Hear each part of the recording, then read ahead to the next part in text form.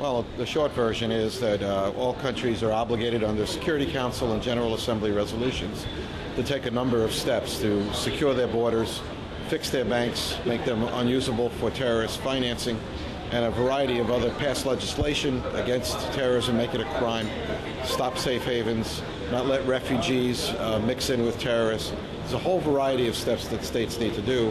Our office is one of many that tries to get those countries to meet their obligations and give them assistance through facilitation with donors, providers, when they need assistance to fill those vulnerabilities.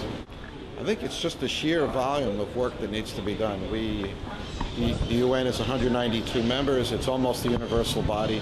We go to every country in the world. We have reports from every country in the world. We are in dialogue with every country in the world. Plus, we talk to 77 international, regional, and sub-regional organizations, and many others that provide pieces of the counterterrorism puzzle. ICAO, which is the International Civil Aviation Organization, World Customs Organization, International Maritime Organization, Interpol, and many, many others that have special parts of this project. And we try to coordinate and work together with the Counterterrorism Implementation Task Force, which is run out of the General Assembly, to bring all of the United Nations efforts together and not be duplicative.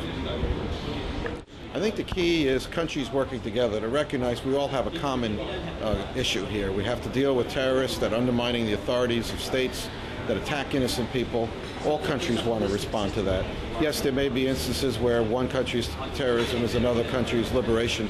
We don't deal with those issues. We deal with concrete steps that every country needs to take along the lines I described: securing their borders, their banks, passing legislation, ratifying the international covenants, the 16 international covenants, and taking all the other steps. By working together, I think the world can make an effort that will have an impact on this terrible scourge, and we can get not rid of it, but I certainly think we can reduce the level of terrorism that can operate by making the barriers that states work together to create harder for terrorists to overcome. Well, I can only say from the opposite point of view that we gain tremendous insight into what's being done in Australia and for many of the other participants elsewhere.